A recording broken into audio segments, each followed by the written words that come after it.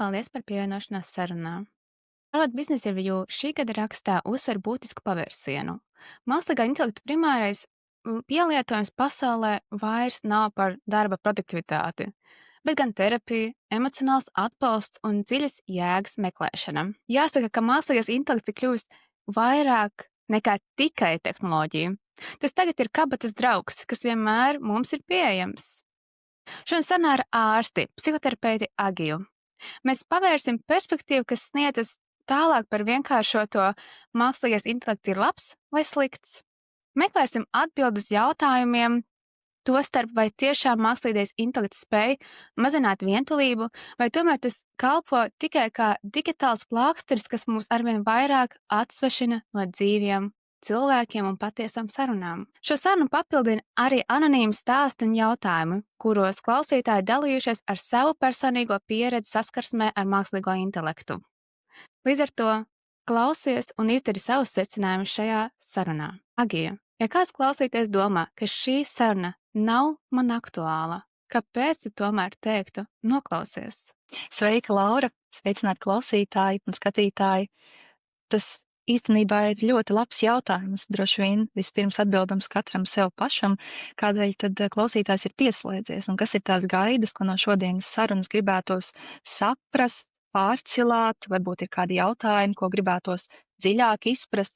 Bet es domāju, tā aktualitāte slēpjas tajā, ka vientulība ir ļoti izplatīta un patiesībā 1 no 6 cilvēkiem pasaulē cieš no vientulības, un vismaz tas ir tas, ko mums Pasaules veselības organizācija pēdējā laikā, šķiet tas bija pagājušajā gadā, 24. gadā, kad sacīja, tie varētu būt tādi globālie dati, kas īstenībā ir diezgan daudz, un Latvijā vientulības rādītāji ir krietni augstāk. Un savukārt mākslīgais intelekts kā rīks, kā palīgs iespējams, patiesībā arī arvien iemanto vairāk savu aktualitāti, un es domāju, ka mēs katrs ikdienā kaut kādā brīdī sākam saskarties ar mākslīgā intelekta piedāvāto vai, jā, un es domāju arī par to, kā tikko tagad decembra beigas, kad notiek mūsu saruna, tikko arī ir visi šie gada apskati, piemēram, Spotify Rap, kur arī parādās informācija, ka diezgan daudz mūzikas, jeb arvien vairāk mūzikas parādās kā mākslīgā intelekta radīja.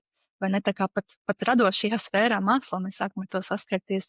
Un jā, es domāju, ka tas ir tāds savā ziņā mazliet karstais kartupels, par ko ir vērts vismaz aizdomāties un sākt uzdot jautājumus. Jā, viennozīmīgi. Tas galvenais, ko es arī pašā sākumā minēju, te ir perspektīvas. Un mēs nevienu neliekam domāt par to, tas ir labs, slikts, bet drīzāk katram iegūt šo savu perspektīvu, skatu un padomāt un ņemt vērā arī citas sarunas, kas notiek par šo tēmu mūsu dzimtajā valodā vai arī angļu valodā vai citās valodas, kuras ir viegli uztverams šis saturs, jo tikai analizējot, klausoties iespējams dažādus viedokļus no, teiksim, speciālistiem, kuriem ir savas zināšanas bāzes un kuriem ir pamatots, kāpēc viņi saka tā, kā viņi saka, uz ko viņi balstās, ļauj mums arī pašiem izkristalizēt to savu skatījumu kā cilvēkam, varbūt parastajam, kas vienkārši ir šo risinājumu, šo tehnoloģiju lietotājs. Absolūti. Jā, un Agi, tu jau minēji to pašu svarīgāko par vientulību, ka šobrīd, jā, Pasaules veselības organizācija un arī citi pētnieki runā, ka mēs piedzīvojam globālu vientulības epidēmiju, lai gan mēs esam ļoti savienoti, jebkurā brīdī varam sazvanīt cilvēku, uzrakstīt ziņu. Bieži vien kā galvenais cēlonis dažādos pētījumos, tā skaitā arī Pasaules veselības organizācijā tiek minēts, ka tās ir tehnoloģijas, kas mūs ir novedušas līdz šī vientulībai. Pēc tam seko nepietiekams laiks ar ģimeni. Agī, kā tu savā praksē redzi, kas ir tā tukšuma sajūta, ko cilvēki mūsdienās mēģina aizpildīt ar tehnoloģiju ekrāniem? Ar to es domāju, tas ir telefons, dators. Tukšuma sajūta tāda droši vien bezdibenīga tēma. Te gan varbūt būtu jāsāk, vai ar ko gribētos sākt, ka vientulība nav tas pats, kas, piemēram, sociāla izolētība. Un sociāla izolētība tad būtu tiešām tas stāvoklis, kur cilvēks ir atsevišķi no citiem, kur iespējams cilvēks dzīvo kādā reģionā, kur, burtiski, teiksim, viensēta kaut kur meža vidū, tur tiešām iespējams nav apkārt citu cilvēku. Vai, piemēram, salīdzinoši nesenā situācija ar pandēmiju, vai ne, un mājasēdi arī, tātad tā patiešām ir sociāla izolētība. Savukārt vientulība tā ir tāda subjektīva, uzsvarot šo vārdu subjektīva sāpīga sajūta, ka es nejūtos labi vienatnē. Vienatne tas vienkārši būtu tāds stāvoklis, cilvēks ir viens pats. Un jā, un tajā brīdī, kad cilvēks piedzīvo vientulību, tad varētu būt tāda aiza starp to, kādas ir sociālas gaidas, tātad, nu, cik vajadzētu būt lielam sociālajiem lokam, un starp to, kā patiesībā ir, ka tad man sāp, ka es esmu vientuļa vai vientuļš. Un tā tukšuma sajūta, protams, nu, neveidojas, es domāju, uzreiz, jo vienpatība var būt ļoti patīkama. Cilvēki var baudīt vientulību, ja vienatni šajā gadījumā vienpatību, radošas aktivitātes, kāpēc gan ne? Un reizēm ir tik jauki atpūsties no sociālajiem kontaktiem, ko bieži vien atzīmē cilvēki, kur varbūt raksturot drīzāk sevi kā introvertus, nevis drīzāk ekstravertus, ka viņi uzlādējas vienatnē. Bet tātad šāda te sāpīga, ilgstoša vientulība, diemžēl arī nāk kopā ar dažādiem veselības riskiem. Nu, tad par to ir gana daudz arī zinātnisko pētījumu, un tur ir gan kardiovaskulāri riski, gan arī psihiskās veselības riski, piemēram, trauksme vai depresija, tad paaugstinās risks. Tātad nevis vientulība nozīmē, ka cilvēkam obligāti būs trauksme vai depresija, protams, ka nē. Vienkārši salīdzinot cilvēkus, kuriem ir raksturīga vientulība, nu, kā tāds faktors, kuru var izmērīt, un cilvēkus, kuriem tās nav, ja kuri to neatzīmē, tad tiem, kuriem ir šī vientulība, tad paaugstinās dažādi veselības riski. Un tad tiešām mēs runājam par tādu pastiprinātu, sāpīgu vientulību, nevis, nu jā, šodien jūtos vientuļi, nu varbūt ir mēnesis, kurā es tā jūtos vairāk, bet tiešām hroniska vientulības sajūta. Un šī te tukšuma sajūta, kā tā rodas, tas droši vien, nu, katram tā atbilde ir citādāk. Patiesībā tu piemini to, ka viens no tādiem vientulību veicinošiem vai pastiprinošiem faktoriem varētu būt tehnoloģiju klātbūtne un arī sociālo tuvu dziļu kontaktu trūkums.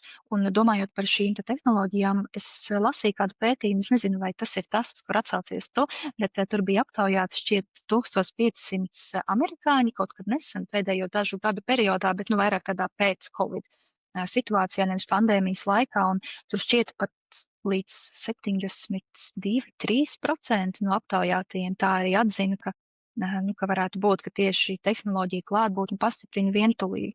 Un par to pastiprināšanu patiesībā tas arī tāds ļoti plašs jautājums, jo es domāju, ka tehnoloģija var arī būt tāds, ne tikai es domāju, bet arī pētnieki un arī piedzīvoju pati patiesībā tehnoloģija var būt tas rīks, ar ko mēs tuvojamies citiem. Nu, ja, piemēram, mēs domājam par sociālajiem mēdījiem, jeb sociālajiem tīkliem, teiksim, domājot par draudzībām vai par ģimeni, kas atrodas ārvalstīs, ka reizēm ir tā, ka tieši tehnoloģija, tie čati, tās ziņas, balss ziņas, tā sazvanīšanās, video zvani, ka tieši tas var būt tas veids, kā saglabāt saikni. Bet, protams, tā grūtība rodas tajā brīdī, kad cilvēks iespējams sāk meklēt kontaktu prom no realitātes. Tas ir nevis, es gribu būt kontaktā ar realitāti un runāt ar cilvēkiem, kas man ir svarīgi būt tuvu ar viņiem, bet es patiesībā kaut ko nevaru izturēt realitātē, kas būtu tātad īstā dzīve, un es meklēju tādu kā glābiņu. Un te varbūt nāk piemērs prātā par tādu, varbūt gana tipisku situāciju, kur ir bijusi gara nedēļa, un cilvēks tās beigās nolemj, kas būtu arī normāla situācija, nu, mums katram var būt tādi brīži, nolemj nosēdēt sagās ar karstu tēju un noskatīties kādu seriālu, 3 sezonas pēc kārtas. Nu, tā varbūt mazliet tā ir bēgšana no realitātes, bet te mēs runājam, protams, par tādu masīvu bēgšanu no realitātes, kas ir ilgtermiņā hroniski un jau kļūst sāpīgi. Un es domāju, ka tas varētu būt, ja mēs domājam tieši par tehnoloģijām, tas var virzīt prom no tādas sociālas saiknes un tuvāk varbūt sāpīgai vientulības sajūta. Man vien jāsūtas arī par šiem tehnoloģijām un to gaišo pusi, kas tiešām ir ļoti labs risinājums, ja mēs dzīvojam attālināti viens no otra. Tas tiešām satuvina to, es varu pateikt no savas pieredzes, ka, nu, jā, ja tev nav iespēja satikt to cilvēku fiziski, vienmēr ir patīkami WhatsAppā sazvanīt un redzēt viņa seju. Jāsaka vien, ka visam ir šīs divas puses un nav ne labs, ne slikts atkarībā, kā tu to risinājumu vai tehnoloģiju lieto konkrētajā dzīves periodā. Runājot par komunikāciju un vientulību un tā sajūta, ka tu esi viens pats, tev nav ar ko komunicēt visdrīzāk, vai arī varbūt cilvēks sev galvā ir pārliecinājis, ka man nav ar ko komunicēt. Tur ir noteikti vieta, kur tu varētu nokomentēt, jo vai vientulība ir tas, ko mēs sajūtam, vai tās ir varbūt arī bailes mums sarunāties ar citiem, ar cilvēkiem, bet patiesībā, jo iespējams, ja mēs sāksim ar kādu runāt, mēs nebūsim vientuļi vairāk.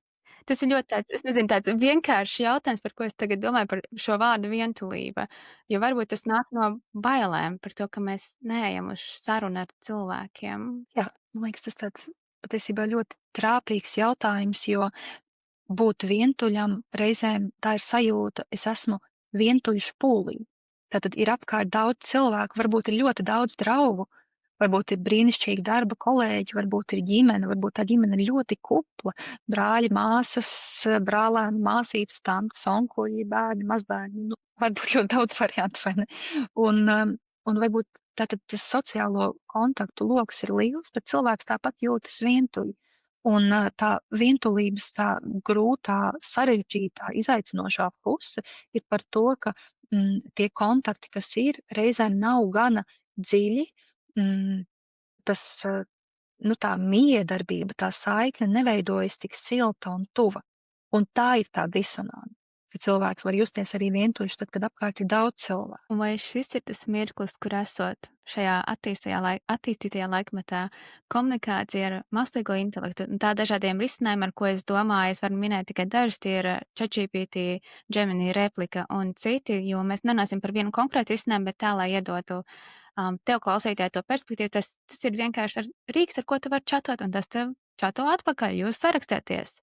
Un iespējams šī komunikācija ar šādu chatbotveidīgu AI, mākslīgo intelektu, ir drošāka nekā ar cilvēku, jo tomēr šie risinājumi nenosoda, neatraida, vienmēr būs pieejams tavā kabatā, un nemazāk svarīgi minēt, ka tomēr tas ir pieejams vai nu bez maksas, vai arī ar, simboliskām, teiksim, samaksām. Tie abonementi tiešām ikmēneši nav ļoti augsti, tas ir iespējams cilvēkam, un tad tas jautājums ir, vai šī drošā komunikācija, ko es iespējams izvēlos tajā brīdī, kad man nav izveidotas dziļas attiecības ar citiem cilvēkiem, var kaut kā ietekmēt manu labklājību, vispār manu dzīvi pasaulē, šeit un tagad, ja es izvēlos vairāk vest komunikāciju ar ekrānu nekā ar dzīvu cilvēku. Un kādi iespaidi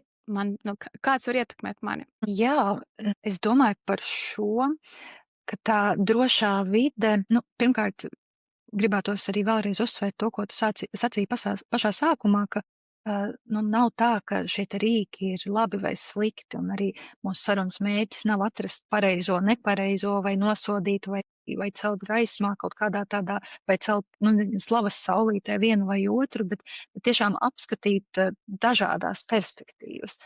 Un tā drošā vide, es domāju, ka var būt ļoti atbalstoša, tā var būt kā reizēm tāda testa vide, es ticu, arī mēs detaļās par šo visu runāsim mazliet vēlāk, bet arī, protams, ir ēnas puses, kas ir tas, ko tu minēji, ka tātad tas ir kā tāds kabatas draugs vai kabatas terapeits, kaut kas, kas vienmēr ir līdzi, ja vien mums ir interneta savienojums.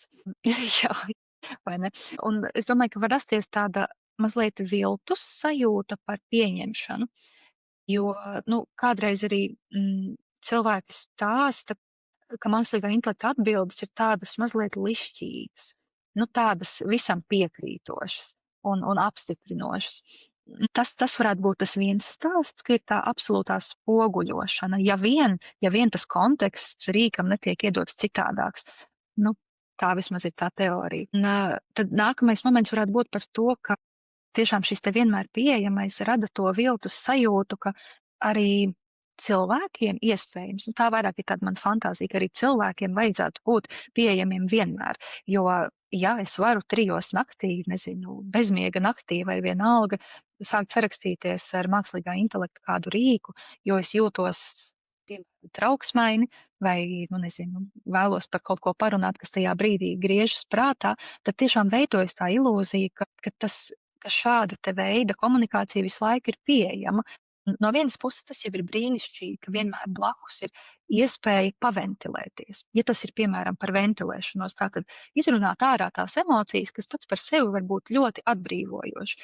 Bet iespējams, ka šis cilvēks, kurš izmanto šo rīku un sāk uz to absolūti paļauties, ja mēs iedomājamies, ka tāda varētu būt situācija, tad iespējams šis cilvēks tiek mazliet apmānīts, sagaidot, kā arī viņa draugi būs pieejami, nu, kaut kādā tādā beznosacījuma veidā. Jo man šķiet, tur ir tas viens no atslēgu vārdiem ir par to beznosacījumu situāciju, kā tātad chatbots ir pieejams visu laiku, nemainīgi, iespējams primāri apstiprina cilvēku, kurš ar to čato sacīto, bet tajā pat laikā kārtējais aspekts vai perspektīva, es domāju, ka tas, ko es minēju par testa vidi, ka tātad, ja piemēram cilvēkam ir sociāla trauksme, nav īsti skaidrības, kā sākt sarunas. Es iedomājos, kāpēc lai nevarētu ar mākslīgā intelekta kādu rīku aprunāties, iziet kaut kādiem, nu, tādā it kā laboratoriskā vidē variantiem, nu, kā cilvēki sāk sarunas, ja? Nu, kā šādā situācijā labāk atbildēt? Un šāds te treniņš, es domāju, kaut kur var būt arī kādam cilvēkam stimulējošs un palīdzošs. Vēl viena lieta, kas man par šo nāk prātā. Šis nav zinātnisks pētījums, bet es esmu sociālos tīklos redzējis cilvēku pieredzes stāsts, gan anglofonajā pasaulē, es neesmu latviski runājošā vidē redzējis, bet gan jau kādi cilvēki par to arī runā. Tādus stāstus, ka, piemēram, cilvēks kādu ilgāku laiku savā ziņā eksperimentālā kārtā, savu iemeslu vadīts, nolēma izmantot mākslīgo intelektu kādu rīku, it kā terapijas vietā. Tātad neiet terapijā, tad nevis iet paralēli procesi, mazliet citādāk, bet tikai it kā terapeitu iztēlojoties. Un tad kādu laiku varbūt turpina izmantot un kādā brīdī tomēr atgriežas terapijā. Un tas, ko es esmu redzējis sociālos tīklos, kad cilvēki saka, ka viņi atgriežas terapijā pēc tam tādā, ar īstu cilvēku, nevis ar chatbotu, un sanāk saskarties ar tādu savādu situāciju, kur izrādās, ka terapeits konfrontē ar realitāti. Protams, maigi, empātiski, profesionālas robežas, terapeitiskā alianses, tur tas viss paliek, bet ka tas ir citādāk, ka daudz kas no sacītā nevis tiek tikai apstiprināts, validēts, normalizēts un atbalstīts, bet arī tāds maigs izaicinājums. Bet vai tiešām, kas jums liek tā domāt? Tā kā, man liekas, tur ļoti daudz aspekti ir. Es domāju, šis ir pirmais pieturas punkts, ko kāds var pie sevis piefiksēt un varbūt pāanalizēt, izmantojot jebkuru ChatGPT un citus mākslīgā intelekta risinājumus. Kā ir tajā brīdī, kad jūs ar šo risinājumu sarakstaties, stāstat savu stāstu, un vai tas vienmēr tiešām piekrīt, vai tomēr tas uzdod kaut kādus konfrontējušus jautājumus un mēģina jums tā kā ieraudzīt citu perspektīvu par jūsu situāciju. Tas ir tieši, man liekas, ļoti labs punkts, Agija, ko tu pieminēji, un ko es ceru, ka kāds varbūt paņems jau pierakstīs vai piefiksēs sev prātā nākamreiz, kad izmantos ChatGPT vai cits. Paskatīsies, kā tad ir, jo īstenībā to var nepamanīt, jo tas ir tomēr tik patīkami, ka man ir taisnība. Un tā es esmu tā pareizajā virzienā, un re, kur kāds mani atzīst, tas kāds ir koda rindiņas, un tā. Tomēr es vēl bišķiņ paturpināšu par šo pieejamību, un ir iesūtīts anonīms pieredzes stāsts, un es atļaušos citēt to nolasīt rindiņas. Brīdī, kad jutos vientuļa un aizmirstā, mākslīgais intelekts atrada ļoti labus vārdus, kā atbalstīt. Un te mēs varam skatīties uz to, ka tas ir tas brīdis, kad cilvēks no vienas puses jutās aizmirsts, kas varbūt ir šī, ēna no vientulības iespējams, vai arī vienkārši dzīvē sakrita tajā dienā tā sajūta, ka neviens nav sasniedzams, visi apstākļi tā sakrita, un tad mums ir šis kabatas draugs. Un šis risinājums atrod īstos vārdus, bet vai tas nav atkal tāds bīstama pieredze? Jo laika gaitā, ja es sāku lietot šo risinājumu, un varbūt man var rasties ekspektācijas pret maniem draugiem. Es klausījos tavā sacītajā un aizdomājos par tādu konceptu kā informēta piekrišana. Negluži tādā dziļā un medicīniskā izpratnē, teiksim, par manipulācijām, operācijām, par ārstniecību, bet drīzāk tādā tiešām koncepta līmenī par to, ka ir svarīgi, ka mēs tiešām pie sevis arī ik pa brīdim, tā teikt, iečekojamies, pārbaudām, kas ir tas, ko mēs darām, Viņa vienkārši nāk prātā tādi, nu, gana klišejiski piemēri par to, ka, piemēram, ja cilvēks iestājas universitātē, nu, droši vien, nu, mēs katrs saprotam, tā tad būs jāmācās. Ja mēs, nezinu, ko mēs vēl varētu darīt, ja mēs braucam ar auto, tad darētu piestraudzēties, vai ne? Arī to no mums pieprasa. Un tāpat es domāju arī ar mākslīgo intelektu, ka nu, ir kaut kas tāds, ar ko mēs rēķinamies, ka tomēr mēs saprotam, ka tā komunikācija nav ar īstu cilvēku. Bet tā ilūzija, es domāju, rodas ļoti ātri. Vēl kas man nāk prātā no piemēriem par cukuru vai par mākslīgajiem saldinātājiem. Ir taču līdzīgi, vai ne? Ir līdzīgi. Un varbūt mākslīgā intelekta rīki drusciņi, nu, tur ir tas mākslīgā saldinātāja elements, vai tā ilūzija, vai tas īstermiņa komforts var būt. Kā jau arī mēs šķiet runājām, ka tas nav par labi vai slikti, vienkārši tur ir gan ieguvumi, gan riski, un varbūt ir kaut kādi brīži, kur tas īslaicīgais mierinājums ir tieši tas, kas ir vajadzīgs. Jo, ja fonā ir vientulība, tad, un tiešām varbūt ir tas brīdis 2, 3 naktī, neviens nav pieejams, bet ir ļoti, ļoti grūti, un nav nu, tāda krīzes sajūta, ka tagad patiešām būtu, nezinu, jādodas, piemēram, uz stacionāru. Bet ir vienkārši ļoti sāpīgi un ir grūti izturēt. Un varbūt kādam roka pasniegsies pie nezinu, viedierīces, un tur ir chatbots pretī, ar kuru vismaz var 5, 10 minūtes aprunāties, un kāds cilvēks varbūt tajā tieši gūst to mierinājumu. Tas, ko liekas, kādreiz cilvēki stāsta, ar ko chatboti ir palīdzoši, tur tiešām ir tā lielā informācijas rezerve, un ir tik daudzi varianti, kā sev palīdzēt. Jo kādreiz arī, nu, iespējams dzirdēts, ka cilvēki saka, ka labāk negūglēt savus simptomus, tur visādas trakas lietas var ieraudzīt. Ja. Un es domāju, ka viens ir tas par to kritisko daļu, bet, nu, kādreiz jau cilvēki iegūglē, piemēram, elpošanas vingrinājumus un kā labāk nomierināties. Un tiešām ir tik daudz variantu. Un to pašu taču arī var jautāt mākslīgā intelekta rīkiem un tādā veidā arī sev iespējams kādos brīžos palīdzēt.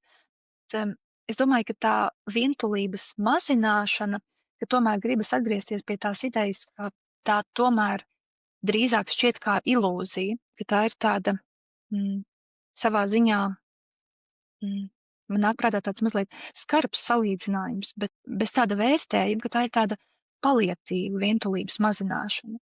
Ka tātad tas noņem to simptomu tajā brīdī, varbūt kādam, ja tas palīdz, bet tas, diemžēl, iespējams nerisinās to cēloni. Teiksim tā, ja mēs apzināmies, ka tas potenciālais cēlonis varbūt paliek neskarts, bet tas ir tas tūlītējais mierinājums, kāpēc gan ne? Jo patiesībā ir arī pētījumi, un tie ir tādi lieli randomizēti, tādas meta-analīzes apkopojumi par pētījumiem, ka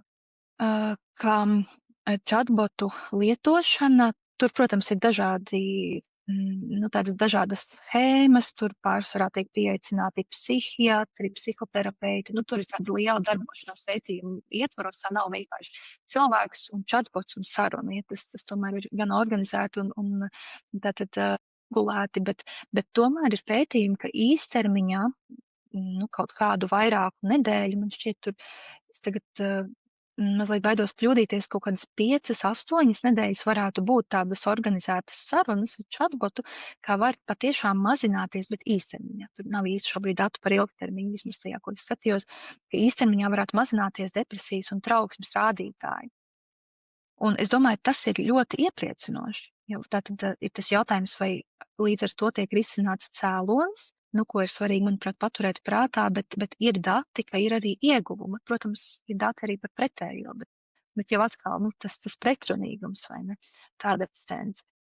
Man šķiet arī kādreiz mākslīgā intelekta rīki var būt kā tāds kādam, jo tas ir ļoti, ļoti individuāli. To gribas pēc katra teikuma teikt, ka tas ir individuāli, bet kādam tas var būt kā tāds tilts līdz brīdim, kad palīdzība to pieejama. Jā, un tas varbūt manā salīdzinājumā ir kā emociju novedējs. Tas palīdz ventilēties, izlaist tās emocijas, un tu saņem kādu atgrieznisko saiti, kas īstenībā ir ļoti, ļoti nepieciešams tajā brīdī, kad tev tas viss ir sakrājies un tev nepalīdz ne izelpošana, ne, es nezinu, meditācija, nezinu, tur krāsošana, zīmēšana, izrakstīšana, tev tas nepalīdz, bet tev ir nepieciešams kā cilvēkam redzēt, ka tev kaut kas tur 3 punktiņi tur lēkā pa ekrānu un kaut ko tev atraksta atpakaļ, un tas rada to nedaudz ilūzija, ka tu sarakstīsi ar kaut ko īstu, bet tomēr tajā brīdī tas palīdz tev izlaist to tvaiku, novest tos uguņus, zibeņus, un tu vari dzīvot tālāk. Un tad ir tas, manuprāt, to, ko tu minēji tikko, iespējams, tas ir tāds dzīves posms, kurā tu gaidi, kad pienāks tava rindas kārtība pie speciālista, jo nu nav nevienam noslēpums, ka, diemžēl, pie speciālista nevar tikt nākošajā dienā, pie palīdzošajām profesijām, diemžēl, ir jāgaida, un tad vēl ir jāatrod arī savs īstais speciālists, ar kuru ir tāds match, angliski sakot, es nezinu, kā latviski pateikt. Man nav īstais vārds, bet tas vārds tā kā izsaka visi, ka tev ir tā sajūta, ka šeit tu vari nākt un droši dalīties, un laika gaitā jums būs tas progress, jūs atrisināsiet to, kas ir jāatrisina un jāizrunā. Varbūt dažādu. Šajā sarunā visu laiku būs par to, ka var būt dažādu. Ir dažādas perspektīvas uz šo visu. Tieši tā, es domāju, tā sadarība, ko tu uzrunāji, ir ļoti, ļoti svarīga, ka tā veidojas.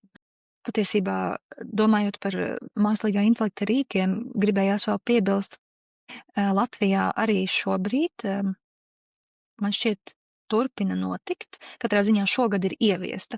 Tātad IKBT, jeb, interneta KBT, kā mēs to varētu nosaukt, tieši pusaudžiem no 16 līdz 25 gadu vecumam, tātad pusauģu un jaunieši var pieteikties bezmaksas programmā. Tas bija tāds pilotu projekts, ko realizē Nacionālais psihiskās veselības centrs, Bērnu slimnīca un šķiet pusauģu resursu centrs tādā tandēmā. Un tur ir 11, manuprāt, nedēļu programma, kur tā tad ir gan, tas nav gluži ar tādiem chatbotiem sarunu, tur konkrēta programma viņiem ir, bet arī tātad kaut kas tātad digitalizēta terapija. Un tātad tā ideja ir tāda, ka paralēli notiek KBT digitalizētā veidā, ko pilda pats pusaudzis vai jaunietis, kaut kādā ik pa periodu ar kaut kādu frekvenci, tad šis pusaudzis vai jaunietis vai nu tiekas vai sazvanās, tad tur jājautā kolēģiem, kas to aktīvi arī paši praktizē, bet tātad sazinās arī ar klīnisko un veselības psihologu, un tātad, tas ir tāds kombinēts process, ka tātad tur ir tā cilvēka daļa otrā pusē, tur tātad ir speciālists ar pieredzi, kurš arī ar kaut kādu frekvenci iesaistās, bet arī tur ir tā digitalizētā terapija. Tie varianti jau top, kā mēs arī varam palīdzību padarīt pieejamāku, un daudz, kas, es domāju, tiek domāts un skatīts, un svarīgi, ka šis ir arī jauniem cilvēkiem, kā arī jauniem pieaugušiem un pusauģiem. Es laikam atļaujos šeit komentēt, ka šajā vislielākā atšķirība ir tas, ka ir iesaistīts cilvēks vienā no posmiem, jo ar iepriekš minētajiem dažādajiem, ko mēs domājam chatbotiem, mēs nepieļāvām faktoru, ka tur ir iesaistīts apakšā cilvēks. Tur nav cilvēks iesaistīts. Tur apakšā ir iesaistīta matemātika, kā tas viss darbojas. Runāju joprojām par komunikāciju, par to, cik ļoti šie risinājumi ir simpātiski, izpatīkoši mums un tādi lišķīgi. Kā tev šķiet, vai tas neveicina mūsos tādu arī narcismu? Vai pavairo īstenībā mūsu narcismu? Varbūt mūsu katrā ir narcisms arī. Jo šīs rindiņas taču vienmēr apliecina to, ka man ir taisnība, un visi pārējie ir aunapieras, viņi neko nesaprot, bet man taču visi taisnība ir. Tas ir, kad skatoties uz dažādām emocionālām situācijām, kur varbūt ir kaut kādas konfrontācijas, strīdi ar ģimenes locekļiem vai darba vidē, tad es eju un stāstu to savu perspektīvu, savu skatu, situāciju, kur es aizstāvēju, nezinu, tur savu viedokli. Citi man gāza nosteica, nē, tas ir aplams, bet taču tas Rīgs pateica, ka man ir taisnība, kad viss ir labi, pārējie ir nepareizi. Jā, un kā tad ir ar to narcismu, vai tas tur arī kaut kur sāk plaukt mūsos? Tu pieminēji tādu retorisku jautājumu, varbūt mums katram iekšā ir tā narcistiskā daļa, un par to patiešām gribētos piekrist. Un te es domāju nevis kaut kādu patoloģisku situāciju vai personības traucējumus vai kaut ko tādu absolūti neizturamu pašam vai citiem, bet es domāju tādu jautājumu par patmīlu, par pašcieņu. Un šie te jautājumi, es domāju, ir aktuāli mums katram arī par pašvērtējumu, ja mēs tā ļoti plaši raugāmies uz narcismu. Un domājot par to, vai mākslīgais intelekts neveicina narcisu, droši vien es varu pafantazēt kopā ar tevi. Es gan neesmu atradusi pētījumus, kas to tiešā veidā apskatītu. Iespējams, ka ir, vai varbūt to. Tas, par ko es aizdomājos šajā, ka tātad nu, šie te rīki varētu būt kā tie idealizētie klausītāji, un te arī atsaucoties uz to, ko tu tikko sacīji, ja, tātad tas nav, kur ir iesaistīta kāda persona, bet nu, tas ir valodu modelis. Tas nav īsti cilvēks, bet tas idealizētais klausītājs, kurš tā kā visam piekrīt un stimulē, un protams, tieši tā kā tu jau uzsvēri, cik patīkami ir, ka mums kāds saka, ka mums ir taisnība. Jā, un varbūt arī reizēm tāda atriebes vēlme, un citiem taču nav taisnība, citi taču kļūdās. Es tiešām domāju par dažādām darba situācijām, sociālām situācijām, sarunām. Kādreiz cilvēki, kaut kā man nāk prātā piemēri par cilvēkiem, kuriem ir miega traucējumi, ka nereti viņi stāsta, ka vakarā ejot gulēt, griežas tās domas, nu rotē absolūti, nu tāda domu stafete no vienas pie otras un tā uz riņķi. Un ka šajās domās bieži vien risinās, ja, piemēram, tas ir vairāk uz tādu trauksmainu virzienu, iespējams uz sociālu trauksmi, tad varētu būt domas, nu, ko es pateicu, kā labāk vajadzēja, kā tajā strīdā vajadzēja rīkoties. Iespējams, fonā ir daudz dusmu, aizvainojumu, vilšanās, konkurences, skaudības, greizsirdības. Ļoti daudz slāņu var vainas sajūt, kauns, absolūti pie sociālas trauksmes ļoti, ļoti liela komponenta. Un jā, un iespējams, ja mākslīgā intelekta rīks dod to apstiprinājumu, nu nē, tev bija taisnība, otrs rīkojās nepareizi, tu visu izdarīji ļoti pareizi, otrs vienkārši kaut kā neadekvāti reaģēja, nu varbūt ne tieši šādā veidā, bet ar šādu domu, tad tas varētu būt ļoti, ļoti patīkami. Bet tas risks, es domāju, ja mēs atgriežamies pie narcisma idejas un šī koncepta, tad tas risks droši vien ir tajā, ka tā ir kā tāda mūžīgā atbalsta. Ja netiek dots papildu konteksts, ja mākslīgais intelekts neizaicina pretī, tad nu, tāda celle, kurā viss turpina, tā skaņa vienkārši turpina no visiem stūriem nākt atpakaļ. Un tas, es domāju, tur ir savi riski, ja to nepamana. Jo man liekas, ka to tiešām var nepamanīt. Ja mākslīgā intelekta rīks tiešām atbild tādā lišķīgā veidā, var nepamanīt to piekrišanu.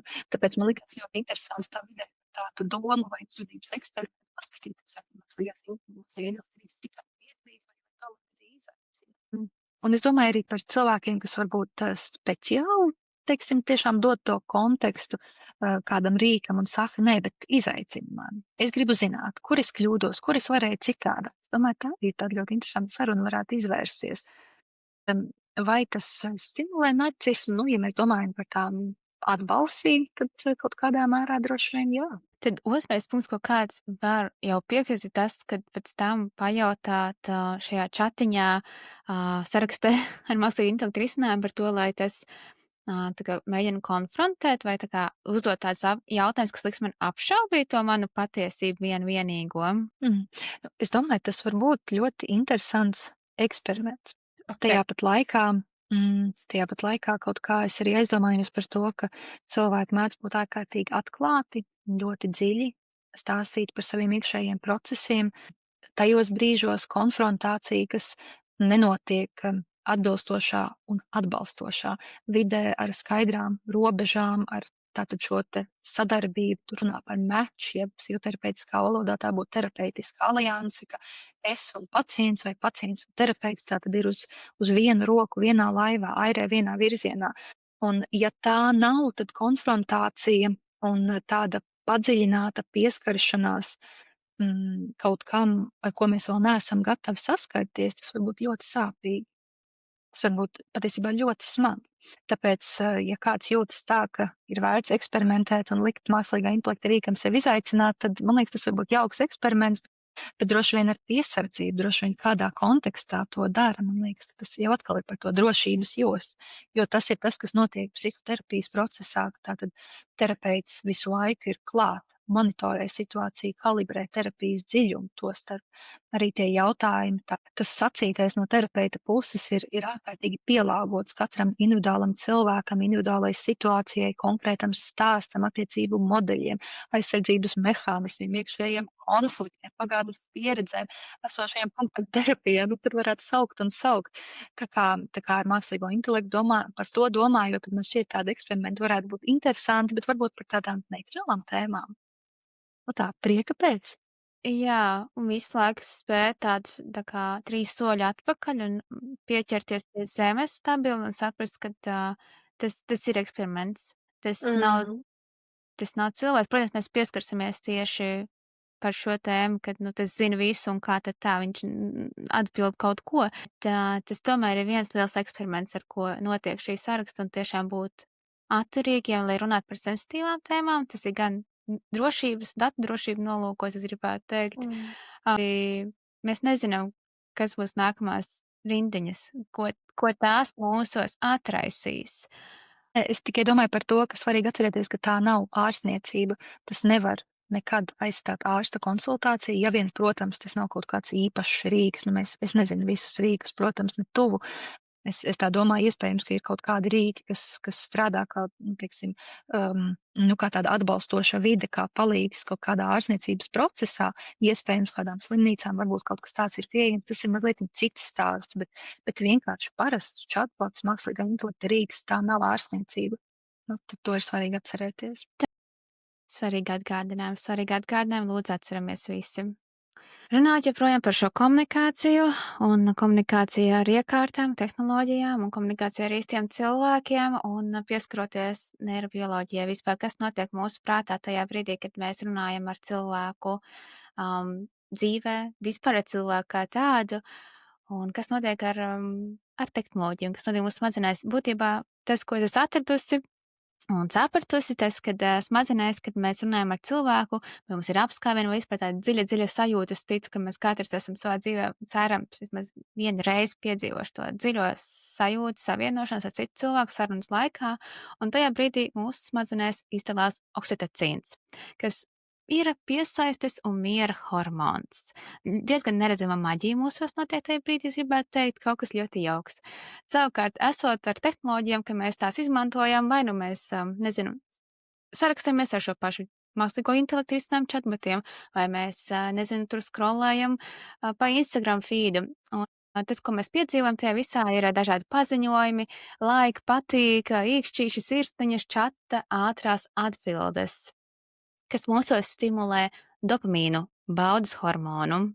Agī, tavuprāt, dzīvojot šajā laikā un nākot arī jaunajām paudzēm, vai mēs riskējam kļūt par tiem, kas bioloģiski ir atkarīgi no ātra dopamīna? Laika gaitā vairs nespēs izjust to patīkamo, dziļo mieru, ko mums īstenībā sniedz sarunas ar cilvēkiem, būšana kopā pat klusuma brīžos, vienkārši būt ar savējo mīļāko cilvēku. Klausoties tavā sacītajā, ienāca prātā tāda doma par to, kas atšķir dzīvu cilvēku, tātad autentisku, cilvēcīgu komunikāciju no sarunas ar chatbotu. Tad viens ir, protams, tas cilvēcīgums un kontakta dziļums, bet arī tas, ka chatbots droši vien nepiedāvās tādas apzinātas dzīves klusuma pauzes, jo es domāju arī par psihoterapijas procesu, kurā tik ļoti svarīgas ir pauzes, ka klusumā dzimst dažādas fantāzijas, parādās dažādas projekcijas, tur ir tik daudz ko pētīt, kas notiek tieši tajos brīžos, kad ir klusums, un arī, protams, neverbālā komunikācija, bet tas jau ir tāds pavisam atsevišķs stāsts tieši psihoterapijas procesā, bet domājot par to, vai mēs varam kļūt atkarīgi no ātrā dopamīna, vai mēs kļūstam atkarīgi, droši vien tas ir tāds jau atkal individuāls stāsts, bet kaut kā es aizdomājos par to, ka mūsu ēdiens, ko mēs patērējam ikdienā, kļūst garšīgāks. Patiesībā ir tāds termins hiperpalatabls ēdiens, pārāk garšīgs ēdiens. Ja? Un dopamīna sistēma, dabiskā atalgojuma sistēmas nosaukums jau arī, tur tas ir dopamīns, tad tur dažādas maziņi reģioni ir iesaistīti, un tur ir liela saikne ar limbisko sistēmu, bet Bet tātad, šī te dabiskā atalgojuma sistēma ir par to, ka tādā ļoti vienkāršotā veidā smadzeņu neirobioloģija mūs atalgo par to, ka mēs darām lietas, kas mums ir svarīgas izdzīvošanai. Nu, un te es domāju, piemēram, sportošanu vai par tiešām garšīgu ēdienu vai par gaidām, jo dopamīns arī ir par gaidām, tātad šajā te atalgojuma kontekstā, ja kā tāds arī gaidu un atalgojuma neiromediators. Un, protams, tā kā tu minēji, ja tas tiešām aktivizēs tajā brīdī, kad, parādās paziņojums telefonā, ja, vai mēs sagaidām kaut ko patīkamu. Es kaut kā domāju arī par to, vai ir interesantāk skatīties uz to, kā deg svece, vai skatīties uz salūtu. Jo tas ātrais process, tas ātrais atalgojums ir tas salūts, kas ir kaut kas aizraujošs, interesants, ļoti stimulējošs, un tad svece tas ir kaut kas lēns. Es esmu dzirdējis, ka ir ģimenes, kas izvēlas, piemēram, katru svētdienu vai daļu no kādas dienas, kaut kādas stundas pavadīt bez ierīcēm. Te es nerunāju par ekrāna laika ierobežošanu, kas tur, teiksim, nezinu, aktuāls jautājums vecākiem, kam ir pusauģi, ka tur, teiksim, pēc kaut kāda konkrēta laika vakarā, tad pusauģiem tiek izteikts aktīvs aicinājums nolikt ierīces nost, bet tiešām tādu, sevis un ģimenes ierobežošanu, bet ar uzsvaru uz sevis ierobežošanu, jo kāda ir situācija, piemēram, ģimene ēd vakariņas pie lielā galda, un bērniem ir pateikts, bērnu pusauģi, nezinu, tur varētu būt 10, 14 gadi, 2 bērni, piemēram, ir pasacīts, ka nedrīkst izmantot ierīces pie galda, bet kas notiek, mamma vai tētis, vai kas ir tie aprūpētāji, sēž ierīcēs, viens vai otrs, vai abi, vai, piemēram, darba ēpastus lasa un atbild un saka, bet tas jau ir darbs. Es jau varu. Tā kā tiek runāts par tādu digitālu detoksu, bet es domāju, tas ir atkal jau ļoti plaši. Kaut kā šodien man nāk piemēri par tieši miega traucējumiem. Es vienkārši iedomājos par to, ka, teiksim, cilvēki, kuriem ir grūtības iemigt vai parādās trauksme pirms iemigšanas, ir tādi, kas ļoti aktīvi pieturas pie miega higienas un tur tiešām noliek ierīces nost un zilā gaisma un viss šis kaut kādas stundas pirms gulētiešanas, bet ir cilvēki, kas, piemēram, klausās meditāciju kādās lietotnēs vai, nezinu, mierīgu mūziku vai skatās kādu mierīgu video vai, piemēram, šis iecienītais ASMR, ka patiesībā reizēm tas ir par to saturu, ko mēs patērējam, ne tik daudz par to faktu, ka tā ierīce ir klātesoša. Tad, arī es domāju, tas ir ļoti plaši, bet, protams, tur ir savi riski tajā, ka, ierīces ir apkārt, to ir daudz, mākslīgā intelekta rīki ir gana kārdinoši, pie tiem ir iespējams diezgan viegli pierast un paļauties un uzticēties.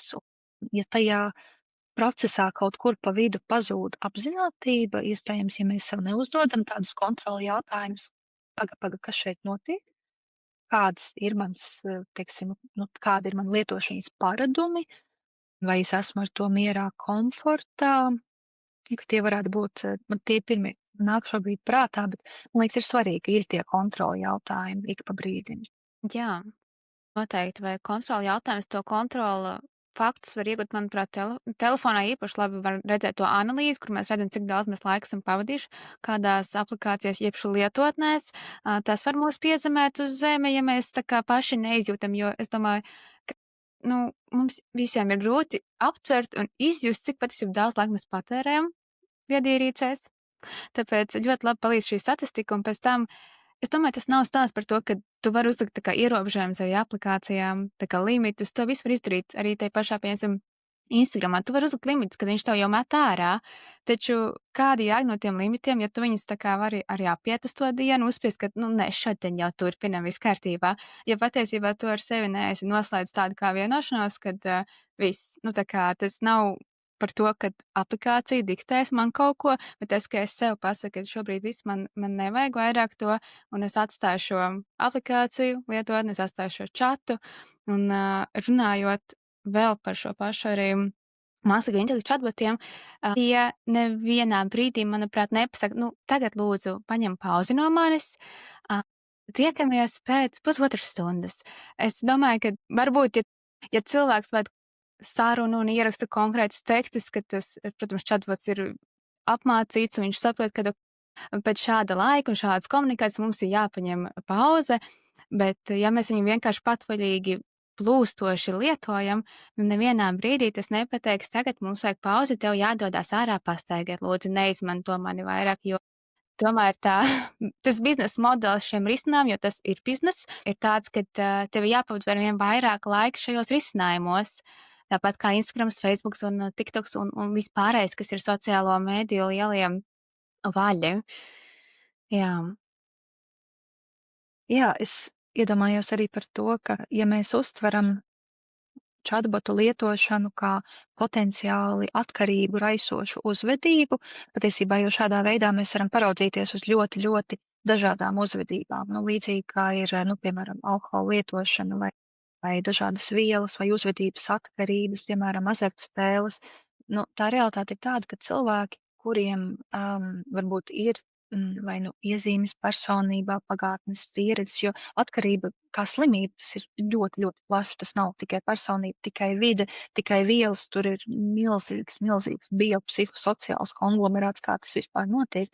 Bet ja cilvēks, teiksim, savā dzīvē ir saskāries ar kādām atkarībām, tad vienkārši tiek, piemēram, noņemta viela, bet netiek risināts iemesls, kas ir fonā bijis, tad var gadīties, ka kaut kas mainās. Nu, piemēram, tas, ko es domāju, ir cilvēki, kas risina nu, kaut kādu tādu trauksmainību ar alkoholu. Risina, protams, es šeit lieku pēdiņās, es domāju par tādu pašu ārstēšanās situāciju, kur cilvēks varbūt pat kaut kāda iemesla dēļ nespēja būt kontaktā ar to, ka tas alkohols ir vismaz sākotnēji bijis kā tāds pašārstēšanās rīks, un tad jau ar laiku tas, protams, var novest pie atkarības uzvedības.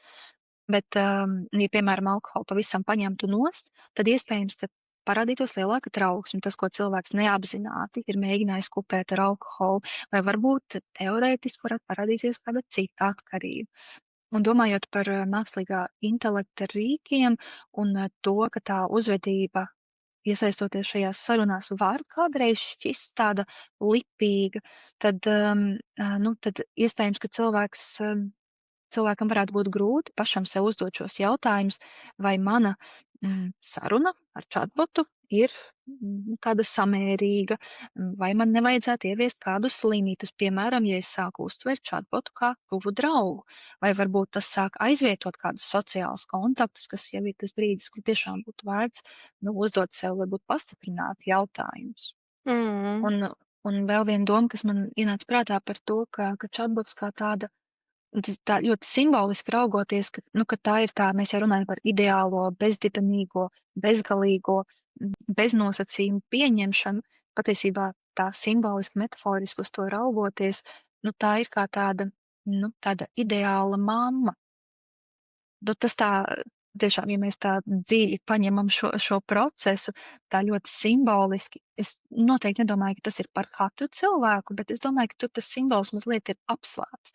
Un tas ir par to narcistisko vēlmi, jo, kas tad notiek tādā pavisam agrīnā dzīves brīdī mazam zīdainītim, kura primārais aprūpētājs, pieņemsim, mamma, varbūt ir tas cilvēks, kurš ir tas galvenais viņa dzīvē. Mamma savā ziņā ir ideāla. Kad mazulītis grib ēst, mamma parādās, tā maģiski parādās. Protams, zīdainītim jau nav tā koncepta, kā tad tas notiek. Psihe nobriest, gan arī maņas sāk parādīties, un arī mākslīgā intelekta rīks kā tāds simbols šai situācijai. Un es domāju, mums katram iekšā ir ilgas būt bezgalīgi saprastiem, bezgalīgi pieņemtiem un mīlētiem, dzirdētiem, redzētiem, un varbūt kādam cilvēkam chatbota klātbūtne kaut kādā konkrētā brīdī īslaicīgi arī dod to mierinājumu. Jā, tādu dziedinošu vidi tas veicina. Ja mēs to nevaram saņemt ar cilvēkiem, tad mēs to saņemam ar chatbotu palīdzību. Runājot par šo dziedināšanu un joprojām tādā neirobioloģijā, nervu sistēmas tematā esot, cik es saprotu, terapijā mēs dziedējam sevi ne tikai ar to, kad ir šī saruna ar terapeitu, bet arī ir šī nervu sistēma koregulācija.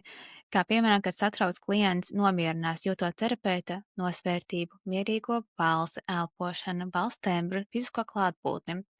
Savukārt, ja mums pretī ir chatbots, pretī visdrīzāk mēs saņemam tekstu vai arī sintēzēta balss, un bilde arī, protams, šobrīd ir iespējams. Un jautājums ir tāds, vai šo saņemot balsi, bildīti ekrānā, tas vispār spēj mierināt mūs? Vai tas joprojām ir tas, kad mūsu ķermenī, lai vai cik mums ir šīs sarunas ar šo risinājumu, lai vai cik viņš varbūt reizēm kaut ko mēģina konfrontēt, vai arī atkal vienmēr mani nomierina tikai, jo man ir kaut kāds satraukums, kaut kāds pārdzīvojums. Bet ilgtermiņā, ja es nevēršos pie speciālista, kas notiek ar manu ķermeni? Es varu sarakstīties, es varu pat atmest to domu, kad man jāiet pie terapeita, vispār pie speciālista, jo kaut kā vienmēr šīs emocijas es novedu, man uzplauksnīja kaut kas, un es paņemu savu kabatas draugu, izrakstu, izanalizējam, saprotam, izpūšam un ejam tālāk, līdz atkal ir tā pīķa stunda, atkal ir kaut kāda emocija, kaut kas man notrigerē, un es turpinu tā dzīvot. Un es nedomāju neko mainīt. Man šķiet būtu ļoti, ļoti interesanti dzīties, ja būtu šādi pētījumi. Es šādus neesmu vēl redzējusi, bet būtu ļoti, ļoti interesanti paraudzīties, kā tu vaicā, kas notiek ar ķermeni. Jo, ja tajā brīdī, ja tā ir tomēr primāri kā tāda ilūzija, tas nav īsts un dzīves cilvēks, tad tādā kognitīvā prāta, vārdu, verbālā līmenī ir sajūta, ka ir labi. Un arī, protams, ir kaut kāds emocionālā komponenta, cilvēks arī gūst to mierinājumu iespējams, bet tādā afektīvā, dziļā, emocionālā saskarsmes līmenī kaut kā tomēr pietrūkst.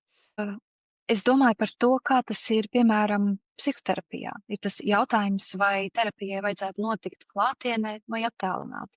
Kārtējo reizi jautājums katram pašam. Ir cilvēki, kuriem, piemēram, terapija nav pieejama, viņiem dzīvesvieta varbūt atrodas kaut kur tik tālu, ka nav iespējams realistiski izbraukāt. Tad tas var būt ļoti palīdzoši.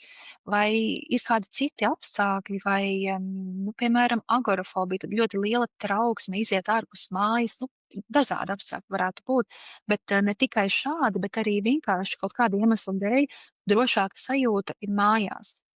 Teorētiski varbūt šis būs cilvēks, kuram nemaz klātienē nebūtu pieejama terapija šo dažādo iemeslu dēļ.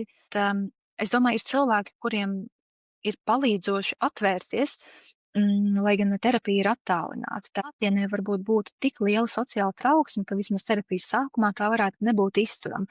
Tiešām tik daudz dažādu gadījumu, ka, protams, droši vien pārsvarā tā ideja ir koncentrēties uz klātienes terapiju, bet ir izņēmumi gadījumi, ir cilvēki, kuriem tas kaut ko ir vieglāk, labāk, un, protams, tā ir saruna konkrēti ar terapeitu, vai tas ir iespējams, un tad jau tas tiek ļoti daudz arī pētīts un skatīts.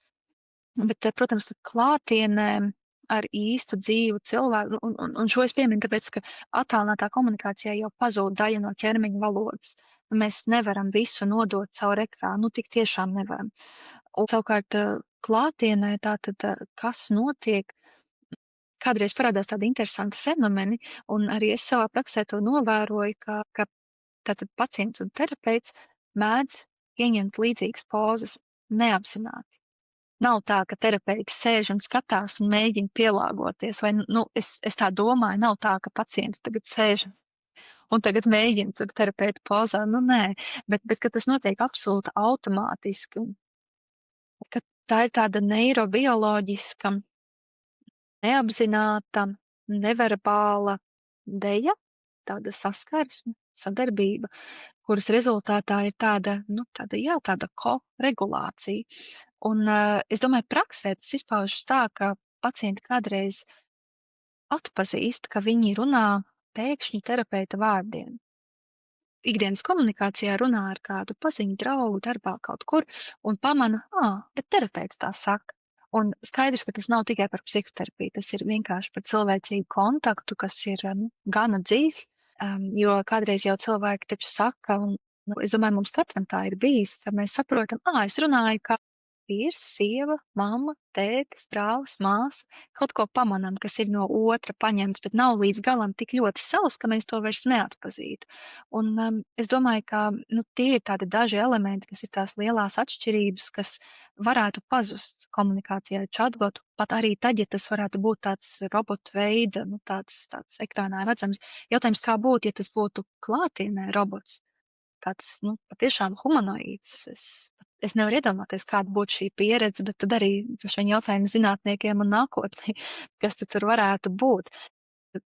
Vēl viens faktors, kas nāk prātā, ir par to, ka, ja mēs cenšamies kaut kā salīdzināt procesus psihoterapijā un procesus sarunā ar chatbotu, tad, jāņem vērā, ka terapijā dziedinošas ir psihoterapeitiskas attiecības.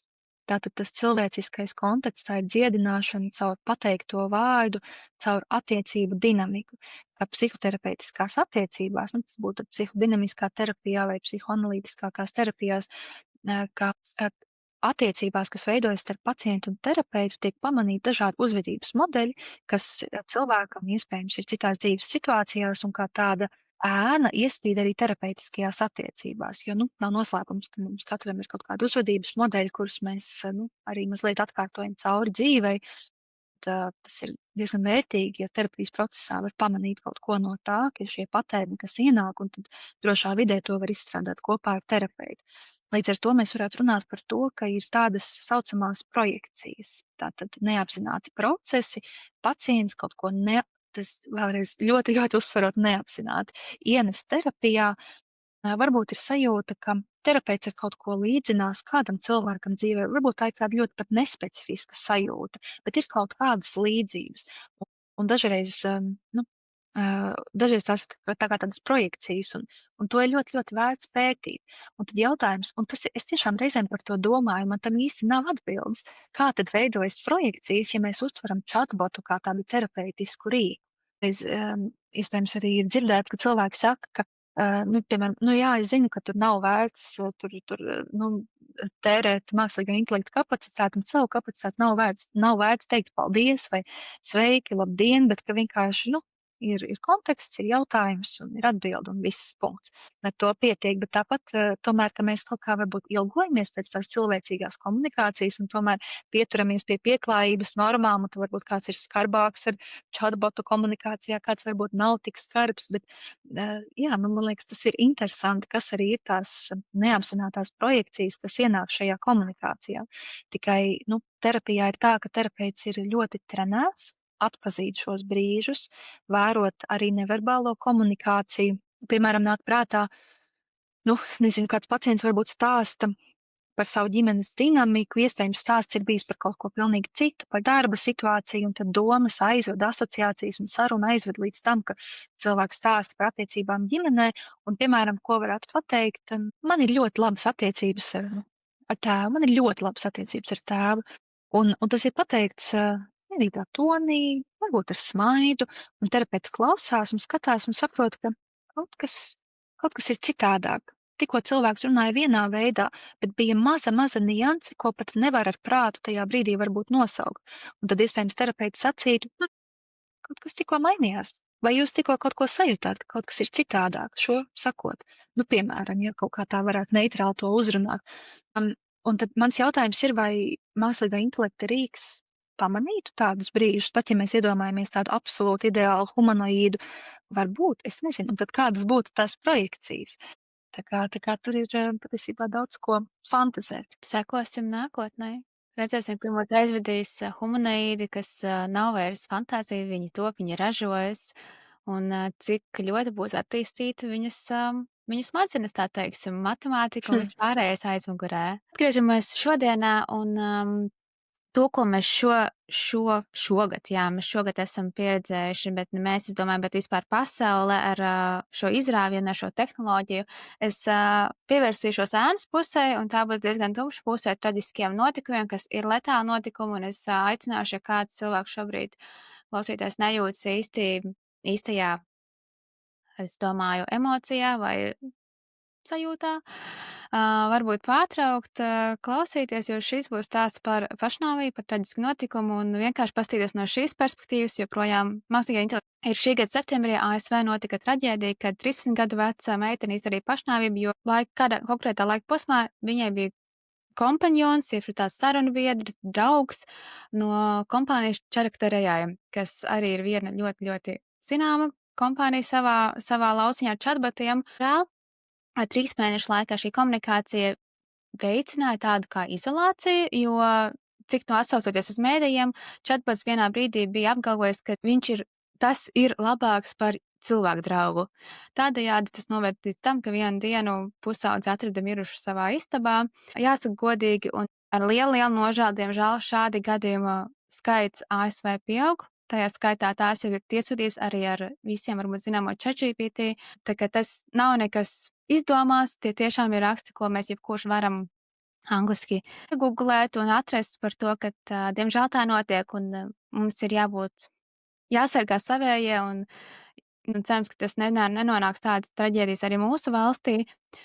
Tomēr, Agi, kā tu skaidro šo fenomenu, šo mehānismu, kad cilvēki, jauni cilvēki, kritiskos brīžos joprojām turpina šo emocionāli piesātināto komunikāciju ar chatbotu, nevis atraujas vai vēršas pie saviem tuviniekiem? Te es gribu arī papildināt no citiem skatu punktiem, kā varbūt klausītājs, jo klausoties šo var domāt, ka paši tie vecāki ir vainīgi, viņi nepamanīja, viņiem bija vienalga savs bērns, kā piemēram, vai tomēr būt tādam kā skeptiķim, kas saka, īpaši par pašnāvības gadījumiem, tas tāpat būtu noticis, lai vai kad, lai vai kurā gadā, kādā vecumā tas būtu noticis, jo cilvēks bez mazā ir piedzimis ar šādu tieksmi, tikai mans komentārs šai visā tā nelaime notika esot saskarsmē ar šo tehnoloģiju. Ļoti, ļoti sāpīgs jautājums, un šādi te gadījumi, cik es esmu medijos dzirdējusi par 2, kas liekas abi 2 arī bija ar kādu citu kompāniju, un tad tas, ko tu piemini, tad vēl 3, un diemžēl es saprotu, ka tie nav vienīgie. Tas vienkārši tie varbūt ir tādi, kas ir plašāk izskanējuši un publiski komentēti, un iespējams tādēļ, ka parādās kādas tiesvedības vai dažādi faktori. Bet es domāju, ka ir ļoti, vismaz man, domājot par šo, man rodas daudzi jautājumi, bet man ir ļoti, ļoti maz atbilžu. Patiesībā šo ir ļoti grūti komentēt. Ja es tā fantazēju par to, kāda varētu būt tā situācija vispār, tātad pusaudzim, ne obligāti šis gadījums, bet vispār pusaudzis ar pašnāvības domām, tieksmēm, varbūt plāniem. Un tad, kad jau tie ir plāni un konkrēti plāni, tā ir ārkārtīgi bīstama situācija, kur tās jau vairs nav vienkārši fantāzijas, kā būtu, ja būtu, jo droši vien, šādas domas, kā būtu, ja būtu, teiksim, kā būtu, ja manis nebūtu, droši vien, lielākajai daļai cilvēku kādreiz dzīvē, kādā punktā ienāk prātā kaut vai neobligāti kā tāda vēlme kaut ko nodarīt, bet vienkārši fantāzija. Vai dzīve pēc nāves, kāda būs dzīve pēc nāves, kas ar mums notiek. Tas ir vienkārši, es teiktu, drīzāk, ja tas ir tā izolēti, tās būtu tādas fantāzijas, bet, protams, pašnāvības domas, tāds process un ilgstošs process, bet kādreiz arī tas mēdz, diemžēl, notikt pēkšņi, bet, tas jau ir daudz sarežģītāk. Un, ja es domāju par pusaudžiem ar pašnāvības domām, tad es domāju par to, cik reizēm ir grūti vērsties pēc palīdzības. Un cik liels varētu būt kauns, cik liela varētu būt distance no citiem cilvēkiem, jo kauns, liekas, ir ļoti izolējošas jūtas, ļoti izolējoša emocija. Ja man ir kauns, tad es visdrīzāk izvairīšos no tā, kas man rada kaunu. Nav patīkami nevienam cilvēkam piedzīvot kaunu, vai ne arī šis teiciens krist kaunā. Turpat arī, latviešu valodā domājot krist, ja, kaut kāds tāds intensīvs process, kaut kas agresīvs tajā ir. Un, iespējams arī meklēt palīdzību, atklāt savas domas varētu būt ļoti, ļoti biedējoši. Un vispār runāt par psihisko veselību, runāt par saviem iekšējiem procesiem, kaut vai runāt par jūtām, kādreiz arī pateikt, es tevi mīlu, var būt ļoti apgrūtinoši. dalīties ar savu iekšējo dzīvoto pieredzi kopumā tas nav visvienkāršākais uzdevums šajā pasaulē. Un it īpaši, ja tas jautājums skar, iespējams, psihisko veselību. Es domāju arī par to, ka tas, kāpēc cilvēki nevēršas, varētu būt saistīts ar to, ka varētu būt kāda stigmatizācija, varētu būt sajūta, mani neviens nesapratīs vai nebūšu svarīgs. Es domāju, kāpēc gan pusaudzis varētu nevērsties un, piemēram, turpināt sarunu ar mākslīgo intelektu, tad man nāk prātā tas, ka chatbots varētu šķist ļoti pieņemošs, kā kaut kas tāds drošs, kas nevērtēs patiesībā tās lietas, ko mēs jau runājām. Tā ir mana fantāzija, bet, ja godīgi, es nezinu. Un, kā jau es minēju, ka ir tik daudz jautājumu, bet ir tik liela neskaidrība, tas ir tik ļoti, ļoti skumji, ka šādi gadījumi ir. Es domāju arī par to, ka, ja tiešām ir tāda gandrīz vai kā tāda teju uzvedības atkarība, ja, ka cilvēks ļoti ir pieredzis pie šī procesa un jūt pamatīgu diskomfortu, ja šis process nav pieejams.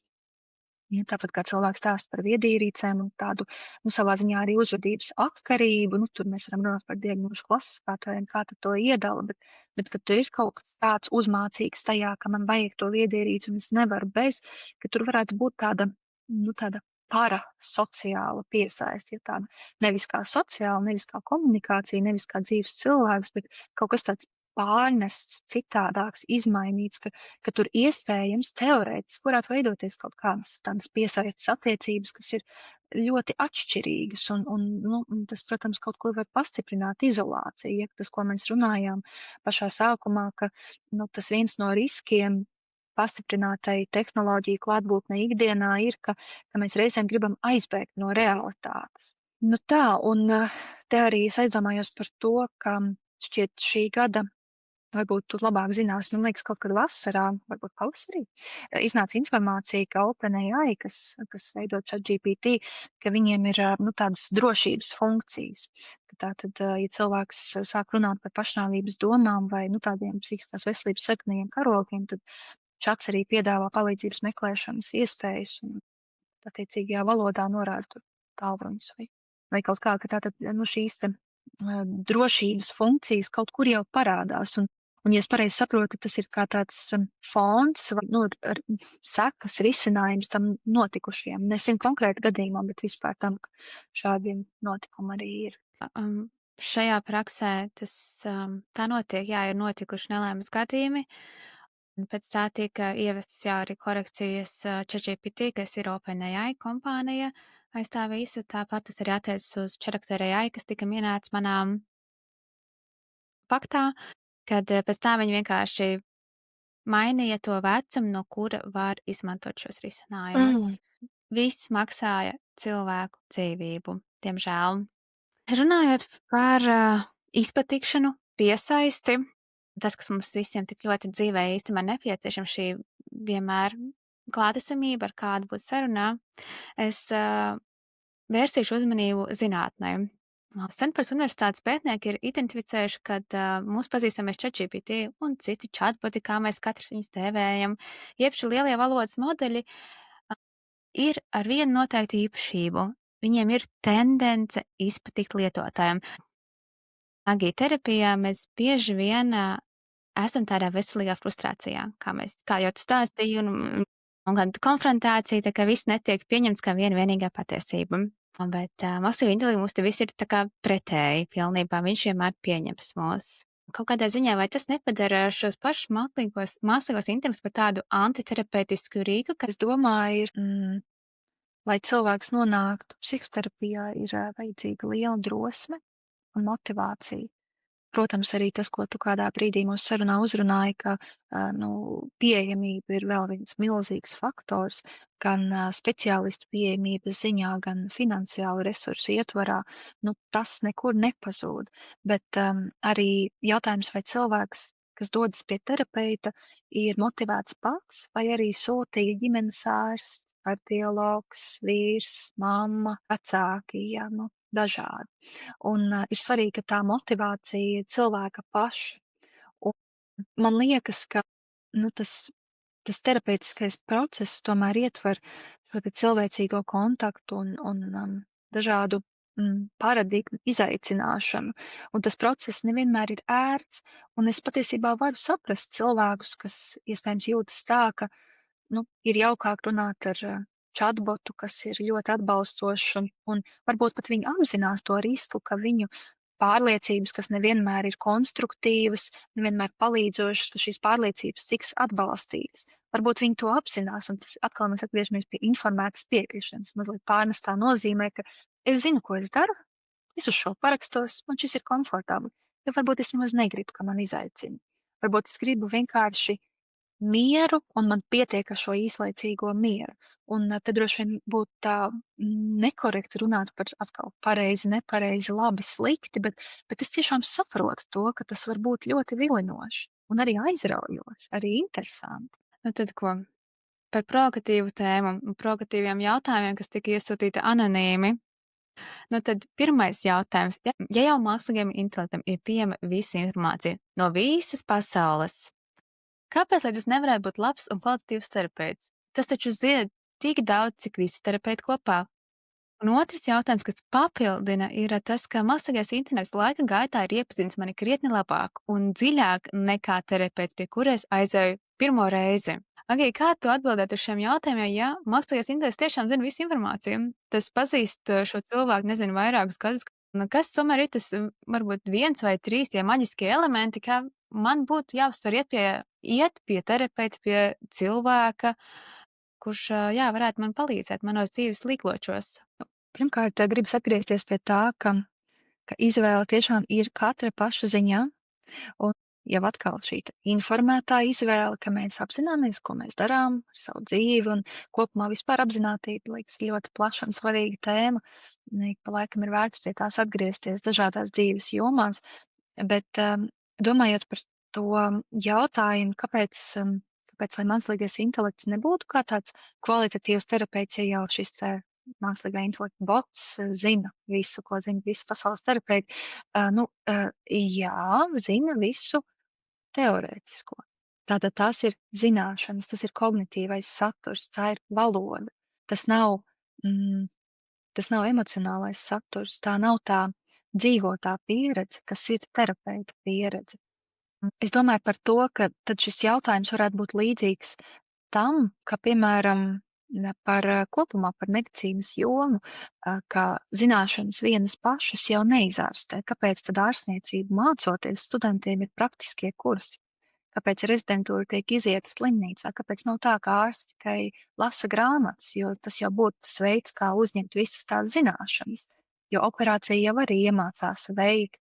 Veicot to operāciju, protams, pirms tam ir tā milzīgā zināšanu bāze, bet terapeitam jau ir tā lielā pieredzes bāze, tā dzīvotā bāze, tā afektīvā uztvere un tas veids, kā terapeits saslēdzas ar pacientu tādā aktīvā, patiesībā ļoti intīmā darbā, kas ir psihoterapijas process. Un, protams, arī ļoti svarīgs moments, kā psihoterapijas procesā ir ārkārtīgi skaidrs robežas. Ir ētikas kodeksi. No ārstiem, psihoterapeitiem, protams, arī Latvijas ārstu biedrības ētikas kodeks, un arī, protams, asociācijas kodeks, ja, un, protams, ārstniecības likums, pacientu tiesību likums, tātad tas viss regulē, un vēl daudz kas cits, tas viss regulē tātad šo sadarbību. Un, ja tas ir vienkārši chatbots, tad vēlreiz atgriežamies pie tā, ka tā nav ārstniecība. Bet tāpat ar vienu man gribas turpināt uzsvērt to, ka tā ir katra paša izvēle, un ja es nejūtos gatava iet pie terapeita, tam noteikti ir labs iemesls. Tas nenozīmē, ka chatbots var aizstāt terapiju, tas nenozīmē, ka tas var mani ārstēt, bet ja es nespēju aiziet šobrīd pie terapeita, es varbūt pat negribu iet, tā ir mana izvēle. Neviens mani nevar piespiest, un es domāju, arī nevajag. Ja tātad mēs te nerunājam par akūtu situāciju, kur cilvēka dzīvība ir briesmās, ja tas ir, es runāju par tādu tiešām psihoterapijas situāciju ar kaut kādiem simptomiem vai vēlmi sevi dziļāk izprast vai psihosomatiskām sūdzībām vai attiecību grūtībām, izdegšanu un tā tālāk. Bet domājot par to, ka varbūt veidojas sajūta, ka mākslīgais intelekts ir iepazinis cilvēku labāk nekā terapeits to spētu, man rodas fantāzija, Es gan nezinu par šo cilvēku, kurš uzdevis anonīmo jautājumu. Es negribētu, lai kāds jūtas tā uzrunāts individuāli, bet vienkārši domājot par šiem vārdiem, kas izskan, man rodas fantāzija, ka tas arī ir tāds jautājums par uzticēšanos. Vai es jūtos tā, ka es varu iet un stāstīt savu stāstu? Varbūt man ir apnikums, ka es šo stāstu esmu tik daudzas reizes stāstījusi, un neviens mani nav sacirdējis. Varbūt es esmu vīlusies cilvēkos, kas man ir apkārt, varbūt tāpēc es meklēju šo te savā ziņā ideālo uzklausītāju, kas var man, nu, savā veidā it kā palīdzēt. Tas jautājums no manas puses papildinoši ir, ko es esmu lasījusi sociālajos mēdījos, ir, kad ir šī pieredze, kad es dodos pie vairākiem terapeitiem, es stāstu šo stāstu atkal un atkal, un neviens man nevar palīdzēt, vai tā kā mani novirza, vai, nu, kaut kas notiek, bet es nevaru atrast to savu terapeitu, man nesanāk. Un te es atgriežos pie, nu jā, mākslīgā intelekta, chatbota, kas ir tā mana, es nezinu, zelta risinājums patiesībā, jo man neviens no cilvēkiem, no speciālistiem nepalīdzēja.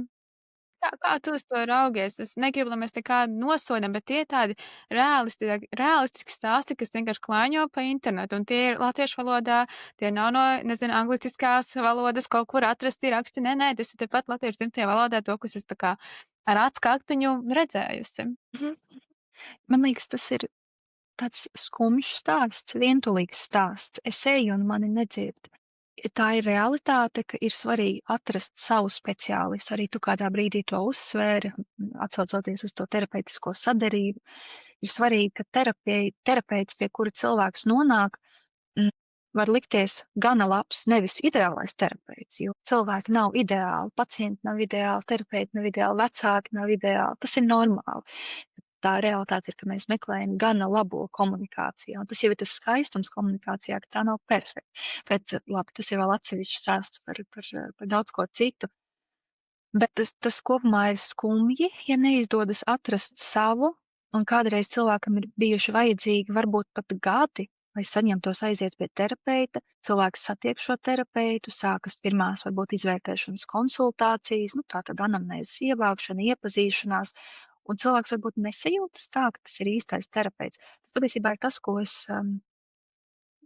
saku vienmēr cilvēkiem, uzsākot psihoterapijas procesu šajās pirmajās vizītēs, ka ļoti svarīgi pārliecināties, ka mēs esam tie divi cilvēki, kas var kopā strādāt, jo nav jābūt tā, ka es ārprātīgi patīku, galīgi nē, bet ir jābūt tā, ka tā sajūta ir gana droša. Ka šī ir vieta, ka pacientam ir tāda plus-mínus sajūta, ka šī ir vieta, kur es jūtos motivēts nākt un sākt atvērties. Un šis ir cilvēks, ar kuru es jūtos, ka es varētu sākt stāstīt. Tātad nevis, ka es esmu gatavs 3 gadu terapijai, ilgtermiņa dziļai, varbūt pat 2 reizes nedēļā, ja kas būtu tāda īpaši intensīva, bet ka es varētu šeit nākt un pamēģināt. Nevis man ir bail, nevis man nepatīk. Un nevienmēr šī sajūta ir. Kādreiz ir tā, ka cilvēki ir bijuši pie vairākiem terapeitiem tik tiešām, līdz atrod to savu īsto terapeitu, ar kuru justies droši.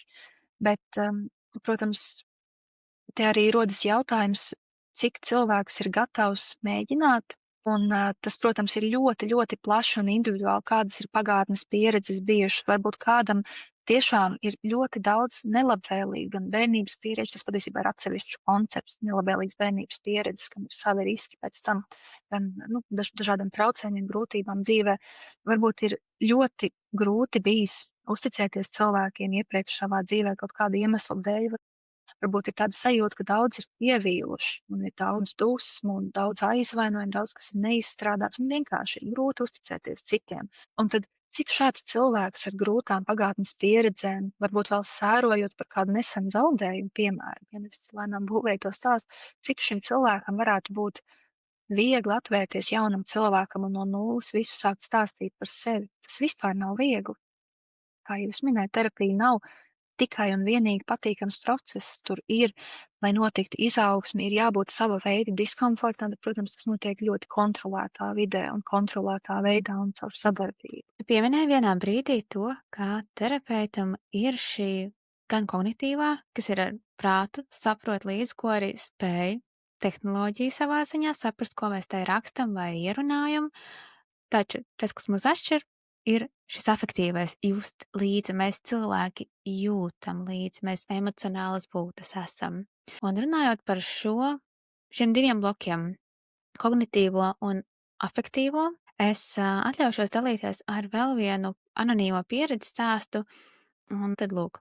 Sākumā izmantoju mākslīgo intelektu tikai kā akūto palīdzību starp terapijas vizītēm, lai saprastu, kas fiziski notiek ķermenī, trauksmes laikā. Tas samazināja bailes, jo deva skaidrību. Bet tad sekoja wow moments. Tika izmantots specifisks psihoterapeitiska uzvedne, jeb šo angliski mēs to zinām kā promptu, jeb šo vienkāršā valodā konkrētas instrukcijas, kas tiek nodotas mākslīgajam intelektam teksta formātā, kas tad ir jādara. Un tas, ko cilvēks pieredzēja, bija 8 mēnešu terapijā nesanāca uzrakt to, ko sanāca ar šo promptu. Pēc tam pat mana terapeita bija pārsteigta, pie cik dziļas atklāsmes nonācu, ka man patiesībā ir naids pret tēvu, ko nemūžam neatļāvos pat iedomāties. Tas kļuva par visas mūsu terapijas pagrieziena punktu. Stāsts ir tāds, sākumā ļoti tāds, es gribētu teikt, varbūt pat gaišs un pozitīvs, tad beidzot ir tās atbildes, ko es tur mēģināju rakt tajā terapeita krēslā. Kur viens prompts atrisināja visu. Tad šajā pašā brīdī šis cilvēks arī iedeva diezgan, es teikšu, svarīgu jautājumu, par ko mēs varam šeit parunāt. Jautājums sekoja šādi. Man interesētu, cik daudz vispār drīkst šādās tēmās līst cauri mākslīgam intelektam. Cilvēka psihe ir gana sarežģīta un trausla.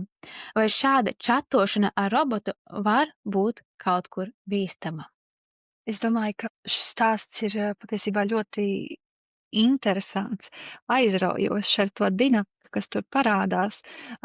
Droši vien, ja tas būtu tāds, ja mēs to iztēlojamies, ka tā būtu tāda terapeitiska situācija, ja es iztēlojos, ka varbūt kāds mans pacients ienest šādu informāciju, ka pēc 8 mēnešiem uzrakstīja kādu promptu, tur iznāca atklāsmes, mēs runājam, cik interesanti, cik tas ir būtu palīdzoši, pat arī terapijas procesā, piemēram, ja, tad man droši vien rastos jautājums, kāpēc to promptu tieši tajā brīdī? Kas mainījās? Kas dzīvē bija tāds, kas bija terapijas procesā tajā brīdī, kādēļ izveidojās šī 3-stūra situācija? Un es tiešām negribētu izdarīt nekādus secinājumus par šo konkrēto anonīmo komentāru, jo katra pieredze ir tik ļoti individuāla. Ja mēs tā konceptuāli raugāmies uz šo situāciju, tad kas tad notiek, ja ir šis 3 stūris, kur ir terapeits, pacients un chatbots, jo tas ir citādāk kā tikai cilvēks un chatbots. Vai varbūt terapeits un chatbots. Bet šis 3 stūris tātad ir interesants ar to, ka vai pacients stāsta terapeitam, ka runā ar chatbotu paralēli terapijai, kas ir tās tēmas, par ko runā, kur ir tie brīži, kur prasās runāt ar chatbotu, kuras ir tās tēmas, tātad par kurām runā ar vienu, bet nerunā ar otru. Tā kā tur patiesībā ir ļoti daudz, ko terapeitiski pētīt un saprast labāk par apslēptajiem procesiem, bet atbildot uz šo jautājumu, vai čatošana var būt bīstama, ir grūti sniegt tādu vienu jā vai nē atbildi. Protams, ir precedenti, par kuriem mēs runājām, kur tehnoloģija ir bijusi iesaistīta un skaidrs, ka mums nav tādas vienotas atbildes, kas tad īsti līdz galam notika, bet to procesu rezultātā tomēr ir ieviestas kaut kādas arī drošības funkcijas, ka savā ziņā tur varbūt ir kaut kāds atbildības elements, iespējams, ka, es nezinu, es domāju, kompānijas varbūt cenšas novērst ar to, ka ir kaut kādas tās drošības funkcijas. Bīstamās situācijas, kuras var kaut kādā miedarbībā kaut kur daudz faktoru ietekmē veidoties, bet skaidrs, ka tur varētu būt savi riski. Es domāju par tādu ļoti dziļu atklāšanos, piemēram, tātad valodu modelis var iejusties jebkādās lomās gandrīz, ko mēs piedāvājam. Ja mēs uzrakstām gana specifisku kontekstu, teorētiski šis chatbots varētu arī kaut kā, notēlot terapeitu vai, teiksim, replicēt tādu īstu dzīvu sarunu, kas skaidrs ir ar tomēr mākslīgo elementu, bet tas var ļoti, ļoti līdzināties. Es domāju, ka ja cilvēks ļoti atklāja dziļas savas tādas sarežģītas sajūtas, runā par iekšējiem procesiem, runā par pagātnes grūtām pieredzēm, traumatiskām pieredzēm, un ļoti vēlas tapt savā ziņā terapeitēts, liekot to pēdiņās, tad, man liekas, var arī saskarties ar kaut ko, kam varbūt cilvēks vēl īsti nav gatavs pieskarties, jo, kā jau mēs runājām, tad psihoterapijas procesā ir svarīga šī savstarpējā kalibrēšanās, un es īsti negūstu pārliecību, ka chatbots varētu būt spējīgs, veikt šo funkciju, jo viens process ir ārstniecība vai, psihoterapijas speciālistiem, psihologiem, tad tas arī tātad ir sadarbības process, bet neatkarīgi kā mēs to nosaucam, tas ir regulēts process. Ar chatbotu tas ir tātad neregulēts process. Tā kā man liekas, jau atkal mēs varam runāt par to, ka ir svarīga tā apzinātība šajā procesā, arī varbūt jautājums sev, ko es vēlos no sarunas iegūt. Varbūt tas ir vienkārši izventilēties, bet ja tas ir par rakšanu dziļāk, tad es domāju, ka tajā brīdī tu neapzinies kā cilvēks, ka tu vari saņemt kaut ko tādu, kas tev vienkārši emocionāli nonesīs.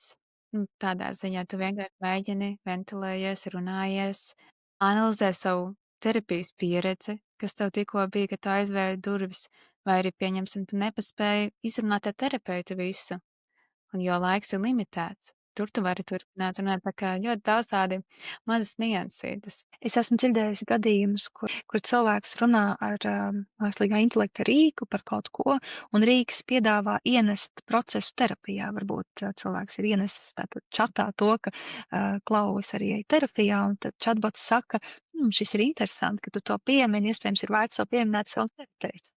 Ja tas arī par to triangulāciju, tas man liekas tāds interesants kāzus.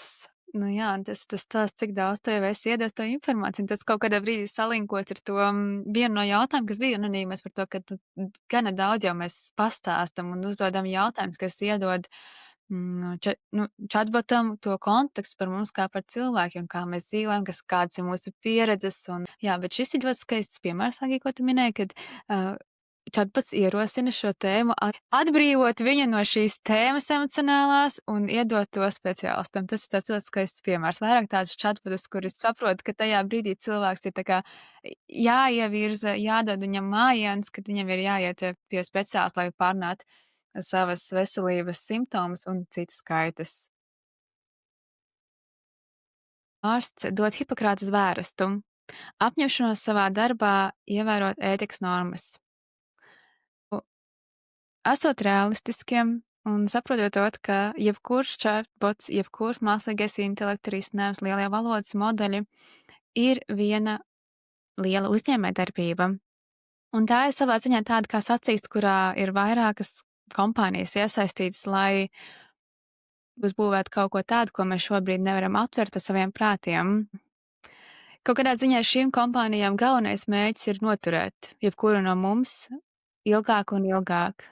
Angliski mēs to zinām kā engagement, iesaiste, latviski teikt, iesaiste ir mūsu acu zīlīšu paturēšana, sarakstīšanās, un tas, ko es minēju vienā brīdī, kad nekad neviens chatbots īsti tev, parastais chatbots, teiksim, ikdienišķais, kurš nav kaut kā jau ar iestatījumiem taviem, neteiks, lai tu viņu pamet. Viņš turpinās sarunu ar tevi, viņš turpinās tev dot informāciju, jautājumus, pavedinošos, un visu tikai to, lai tevi noturētu. Visā tajā kontekstā, ja mēs skatāmies, kad medicīna ir regulēta joma, pilnībā un noteikti, sākot ar likumdošanu, atbildībām, kas ir krimināls atbildības, arī ētika, viss, un tur nav varbūt tik daudz smaržas no komercijas, jo ChatGPT un citi tās ir komercdarbība. Un kā tev šķiet, mūsu mentālo veselību un mūsu pieredzes uzticot šādiem risinājumiem, kur galvenais stāsts ir nopelnīt naudu, cik tas ir bīstami mums pašiem varbūt paļauties uz šiem risinājumiem, iesaistīties ar viņiem, un tas ir, protams, stāsts par to, ka tas ir katra individuālais izvēle, iesaistīties tur sarunās, turpināt viņu izmantot, uzticēt viņam savu veselību, savas dzīves pieredzes, vai tomēr atkāpties 3 soļus un atrast īstu cilvēku, ar kuru dalīties un kuram stāstīt, kas ar mani notiek. Jā, viens no pamatprincipiem ārstniecībā tā tad ir nekaitēt. Savukārt, tā kā tu jau uzsvēri, ka tehnoloģiju kompānijām var gadīties viens no vadošajiem tādiem vadmotīviem ir noturēt uzmanību. Man liekas ļoti svarīgi atcerēties, ka saruna ar visparastāko tādu foku, tā tad nav ārstniecība. Es domāju, ka tas var būt rīks, kas kaut kādos dzīves brīžos palīdz. Cilvēku burtiski to saka, viņiem palīdz, un ir arī pētījumi, kas parāda, ka tur ir vismaz īstermiņā pavisam noteikti kāds ieguvums. Tas gan, kā jau es minēju, tas tie pētījums, kuriem es atsaucos, tie ir tādi, kas ir veikti tomēr kontrolētā vidē. Bet tāpat cilvēki saka, ka viņi sajūtas kaut kā labāk, varbūt mierīgāk, vai ir kāds konkrēts jautājums, ko gribas izrunāt, varbūt gribas izventilēt, bet tas neaizstāja to procesu. Tātad es domāju, ka tas var kaut kādos brīžos kādam kaut kā palīgs, bet tas neaizstāja to procesu.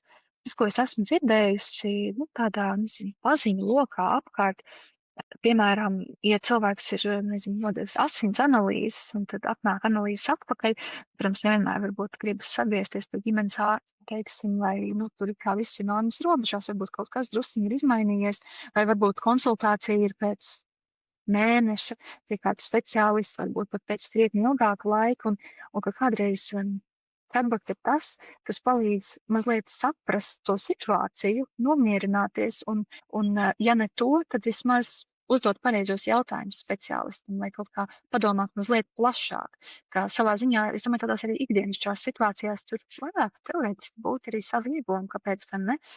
Par to bīstamību, man liekas, tas tiešām ir tāds jautājums arī katram sev pašam. Drīzāk tas būtu par tādu piesardzību, ka mēs apzināmies, ka tā nav ārstniecība, tas nav tas pats, kas psihoterapijas speciālists, tas nav tas pats, kas psihologs, arī ne psihiatrs. Ja. Tas ir kaut kas, kur varētu būt kaut kāda atbalsta elementi, varētu būt informācija, kas ir ļoti pieejama, protams, jāpārbauda, kā, es domāju, teiksim, par ChatGPT, kur apakšā ir tā atruna, ka ChatGPT var kļūdīties un ka svarīga informācija ir jāpārbauda, ja es pareizi atceros to tekstu. Ja, kad tur arī ir tā atruna, tad vēl viens atgādinājums, ka, ar piesardzību. Kāda ir tavs nākotnes redzējums ar mākslīgais intelekts korelācijā ar jomu, kurā tu darbojies? No tā, kas ir pieejams šobrīd, no tā, kas man ir zināms, es saredzu, ka mākslīgais intelekts tiešām varētu drīzāk kalpot kā palīgrīks. Ne kā ārsts psihoterapeits, ne kā ārstniecības persona, ja jau tas viss, ko mēs runājām, tāpēc, ka tomēr cilvēciskas attiecības, ja mēs tieši runājam par psihoterapijas procesu, cilvēciskas attiecības tomēr ir tas centrālais, tas ir tas dziedinošais. Ja, piemēram, mēs zinātu, ka mums ir pieejami rīki, kuri ir gana regulēti, kur šie te valodu modeļi ir pielāgoti atpazīt bīstamas situācijas, un tik tiešām mēs varētu uz to paļauties, tad es domāju, ka tas varētu būt kaut kāds potenciāls palīgs kaut kādās atsevišķās situācijās. Laikam lielākais tas izaicinājums šobrīd, ka tas nav regulēts. Gluži tas ir tāda ļoti mežonīga vide, kur šobrīd mēs varbūt dzīvojamies, un mums ir jābūt vērīgiem un jāatcerās, ka varbūt šī saruna ir eksperiments. Mums nav jāņem visi viens pret vienu, ko mums uzrakstā vai pasaka. Agija, vai ir kas tāds, ko šajā sarunā vēl neesam izrunājuši, un tu vēlētos tagad ar to dalīties? Mēs gan mazliet par to runājām. Patiesībā varbūt pat diezgan daudz, bet man gribētos atgādināt, ka vientulība ir ļoti, ļoti plaši izplatīta. Dažādās vecuma grupās ir atšķirīgi dati, bet tā varētu būt trešdaļa cilvēku, kas saskars ar vientulības izjūtu. Tā varētu kaut kādās vecuma grupās būt pat pusi iedzīvotāji. Tas ir dažādas statistiskas aptaujas, kas ir veiktas, protams, jāskatās, kurā populācijā, bet tas ir daudz, tas tiešām ir daudz, un patiesībā vientulība kā izjūta, es domāju, ir ļoti tātad universāla. Un tas noteikti ir sāpīgi, tas ir sarežģīti, bet mēs tātad visi ar to saskaramies. Un gribējās atgādināt, ka palīdzība ir pieejama, tad, ja tas nav speciālists uzreiz tūlīt, bet mums ir krīžu tauruņi, mums ir centri, mums ir stacionāri, mums ir brīvprātīgie, ir tik daudzi veidi, tik daudzas vietas, kur saņemt palīdzību. Vienmēr, protams, var vairāk. Gribas, ka ir vairāk, gribas, ka palīdzība ir pieejamāka, bet palīdzība ir pieejama. Un arī nav jāgaida, ka ļoti, ļoti grūti pietiek ar to, ka vienkārši būs grūti un kaut kas daudz. Angija, paldies par sarunu. Varbūt vairāk mēs tādos tiešos vārdos nepieskārāmies vārdam vientulība, bet kaut kur visur viņi, manuprāt, tajā fonā, tajos stāstos. Un fantāzijās, ar ko mēs spekulējam šeit, kā varētu būt un kas, kāpēc, viņa tur klusi varbūt arī bija blakus mums. Šodienai liels paldies, ka tu biji kopā šajā sarunā par to, kur mēs daudz ko Paldies! nezinām, un mēs fantazējam par to, kā būtu, ja būtu humanoīdi. Tomēr atgādinājums katram sargājam sevi savos mīņos un katru reizi pajautājam, vai man vajag šo sarunu ar ChatGPT, vai man vajag viņam stāstīt savu pieredzi un ko es sagaidu pretī, un jā, vai būt man tomēr ir cilvēks, ar kuru es varu vest šo sarunu. Jā, un, nu, atkarībā, ja cikos dienas laikā tas, protams, ir, bet jā, vienmēr sev iedot to atskaites punktu, vai tiešām tehnoloģija ir vienīgais mans šodienas risinājums manām emocijām un sajūtām. Paldies, Agī!